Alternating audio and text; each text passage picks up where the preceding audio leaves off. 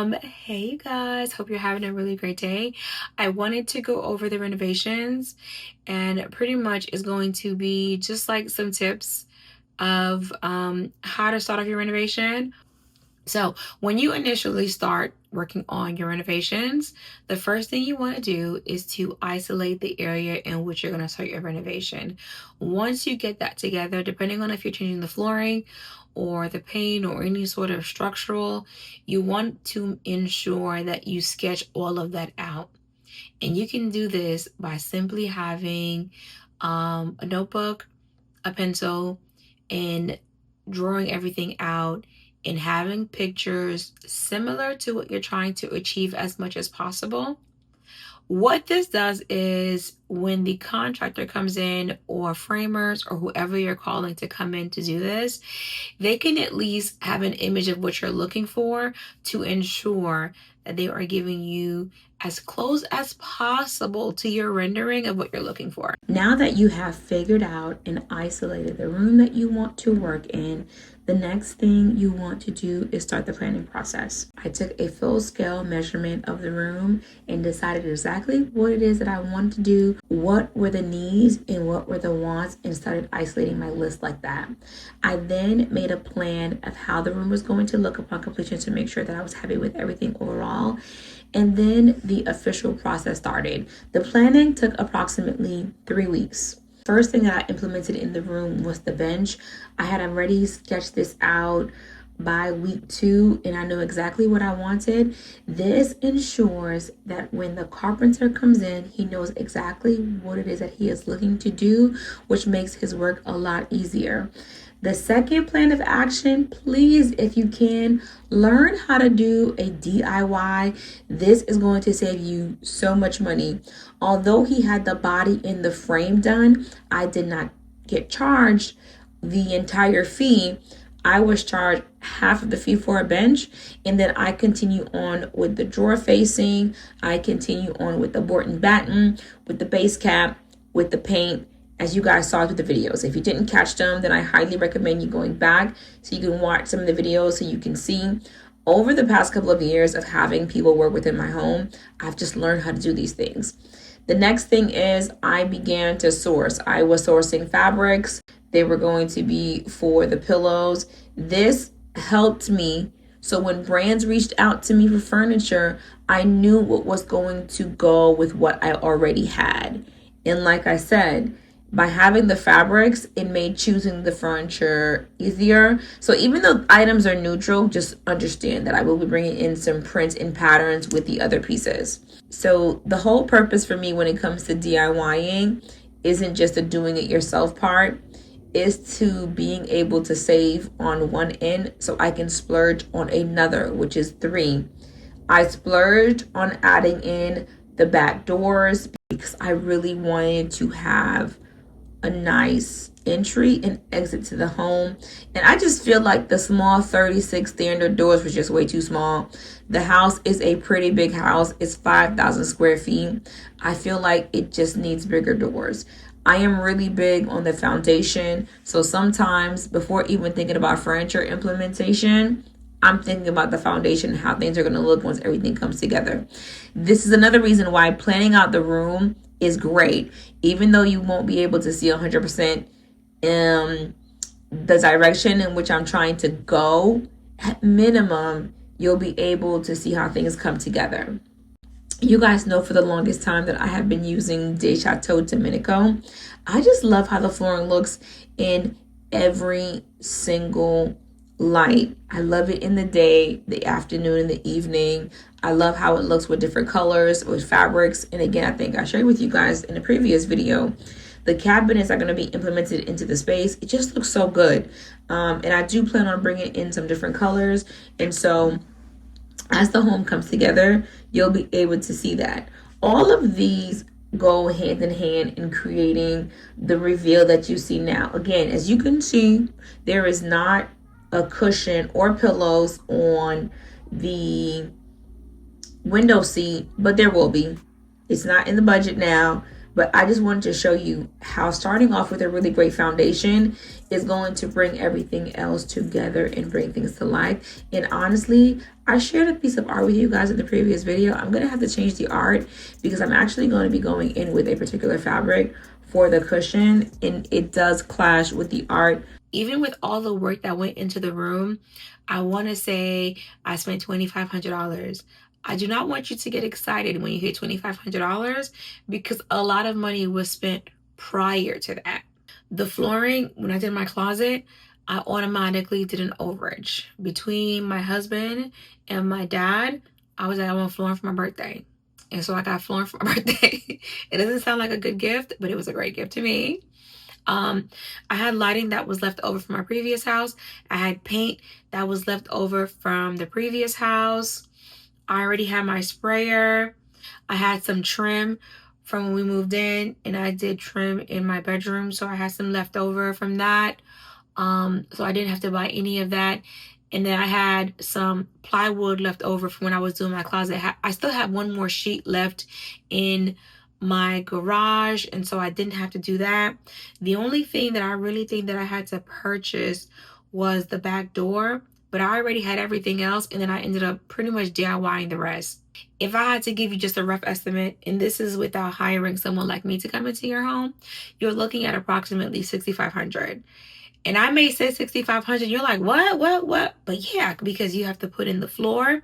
You have to do the built-in, which I won't be finishing. The carpenter will come in and build everything from beginning to end. You're going to have to hire someone to paint it and paint the walls. The door has to be purchased. The door has to be installed. Everything has to be done to code, permits. All of that stuff gets added in. But again, this is what I do for a living. So I did not spend that much because I was able to do 90% of the work. 80% of the work. I'm always talking to you guys about my home, so I know it's probably going to be like biased opinion. I recently started working with a client, and we are doing what I would consider to be a home facelift. We're changing out the baluster. We're changing out the fireplace. We are adding a tub into the primary.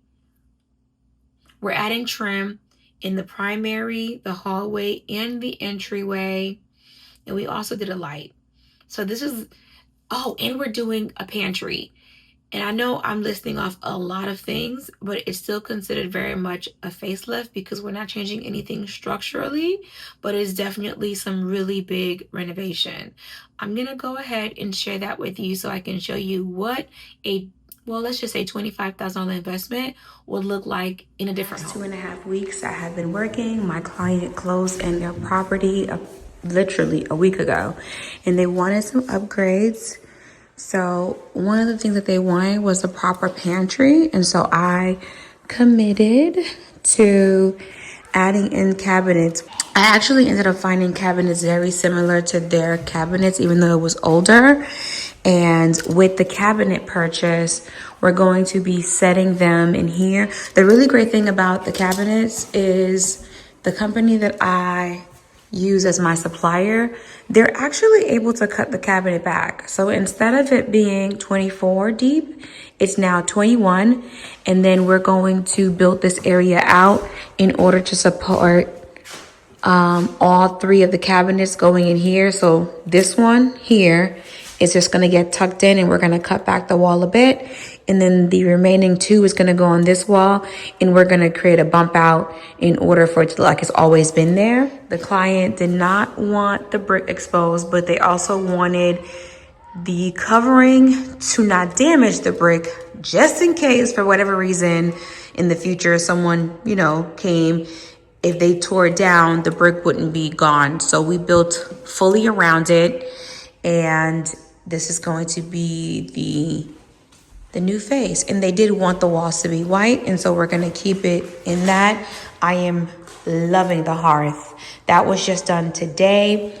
And just to show you, this is going to be starting from the inside, quartz coming out, and then quartz on the facing. So there's about 12 inches wide. It's about 12-inch wide of quartz that's going to be going on. And the client said they have a massive TV. So they wanted some extra support. So we did add some extra support because we had extra 2x4s remaining. And then we're going to be changing the balusters from wood to metal. We were a little bit short-handed today. One of the guys called out due to an emergency. So I did bring my husband in so we can just finish this area because the painters are coming in one more day. And I don't know if the guy's gonna come. If he's not, I just don't want to be in a situation where I'm delaying the client. And so my husband came out. He's currently caulking and I'm finishing up the trim. The client, we're also changing here with the balusters. And so you can't really see it 100%, but from this line down will be white semi-gloss. I stopped by the job site today so I can give you what the current state of the house looks like. The phenomenal job that's going on. It looks so good. And in the hallway, I do feel like these small upgrades just really levels the house, really. So we have the ram boards down here, and then tomorrow is gonna get put down into the hallway because we're gonna paint this whole area Monday. Right now we're finishing up the trim work. Samuel, say hi. Hi. Hi.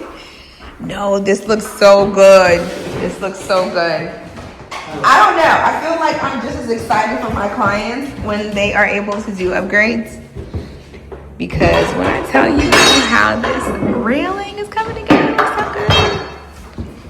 This looks good. Okay, Samuel. This looks amazing.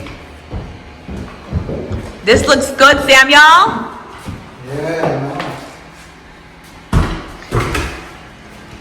So this is my guy. He does my trim, my fireplace, bookcase, bench. What else, Samuel? He'll framing, home extensions. He does everything. Pantries, shelvings. He does everything. But he was unable to make it Monday and Tuesday. So I did start doing some of the trim that would kind of help him like speed up the process. But oh, Samuel, please take this off for me. These doors, take this off and take this door off right here. They don't want the doors anymore. From the hinges? Yeah, from the hinge. So everything is gonna be like recessed back into the wall. Then we're gonna do 2x4 and framing around it so it looks like it was always there. And then of course we crown molding, repaint this area and get all of this done. Yesterday the fireplace was mudded. The guy is coming back on Monday because he has to also mud the pantry area. So that's gonna be good. This looks good. Samuel, you know what I was saying, right? When you build it, leave a little bit of room so that way the cords can slide right underneath it. If you ask for trim to be fully encased in the primary, they also asked me to do a little bit of a detail in the ceiling. I did something different than what I do in my own home. This is what she asked for, it's what she gave. I have my electricians working on adding, this right now is a temporary light. It was $14. We're leaving it up there, but we will be changing out to a chandelier. And there wasn't a tub, and so we're gonna be adding a tub in this area here. So that's getting done, all right? And then we added trim throughout the entire upper hallway area. This is why I feel like it's a really good idea that we know how to do certain things, because when a client has a deadline, which this client has a deadline of 2 weeks, I want to make sure that I get to that 2 weeks as much as possible. Even though I'm calling this a facelift, the client went with some really big ticket items. All they wanted to do was kind of create a more transitional space. The client has a time frame of 2 weeks for this to get done. I'm going to go over just about 3 days because the day we started the project, We had to wait for the balusters. We had to wait for the pantry to get made. We had to wait for all those things to get done, which if we had gotten those things prior, we probably could have taken a 2 weeks time frame. But they weren't living in the house, so we couldn't order anything. We had to wait until they closed. They closed that Friday. By Monday, I had ordered most of the items they needed for the house. And so this is just to show you, I have a lot more clients that are reaching out to me when they first close, and within that first year, they're doing some like really, really big major renovations. And so you got to see technically what a $6,500 investment looks like in the one room, but now you're getting to see what about $25,000 will get you if you're looking to do like a facelift with your home. So I always talk to my clients about really isolating their major wants and what they have to do, and then we can focus on what they want to do later on. Hopefully this video was helpful. I am gonna try, y'all. Listen, I'm trying to be really consistent. I'm not gonna lie to y'all, I am exhausted. I am still getting clients. I am still working, which means I can't be as consistent because I'm not home. If I didn't stay home today, there was no way that I was going to be able to get things done because I've been trying my best to find people, but it's just hard. And right now I have people to work, but I don't have anyone to like assist me in designing. So I am the person that is running everything. So I'm the designer, project manager, and I know it sounds like a lot because it actually is a lot. Okay, I'm going to be starting another renovation project in about a week. And then after that one, I think I'm going to pause so I can chill out and relax because I'm exhausted. I'm like really, really tired. And it'll give me an opportunity to sit at the computer to edit because I have a lot of content, I just haven't been able to edit. But I want to say thank you so very much because the last 2 videos, you guys, 1, asked some really good questions. 2, you like the transformation. I think I said this before, but I'm dealing with load-bearing walls downstairs. And so I'm actually going to have to hire someone. And of course, when it comes to hiring someone, you go from looking at maybe $300-400 if I was doing it myself to, $4,000 or $5,000. And so now I can't move as quickly as I would want to move. It's definitely coming together. And again, thank you to everyone that has entrusted me with bringing their home and their vision together. I love what I do. I'm tired, but I actually love what I do. And it's been great to see people's homes go from this to that. And so, yeah. But you guys, I will see you on the next one. Hope you have an amazing day. I'm going to edit this video, get it out for you guys today because I'm recording this today. And then I'm going to clean up, get some laundry done. I don't know if you could tell from my face, but I am so tired. I've been waking up at 8 o'clock in the morning. If you know me, you know I don't like waking up early. So I've been waking up at 8 o'clock in the morning, getting off by 6 o'clock, getting home by like 8:30. I drink me a little water, eat me a little yogurt, and I lay down because I want me a new kitchen. So mama has to work for this new kitchen, honey. Anyway, you guys, have an amazing day, and I will see you guys on the next one. Bye.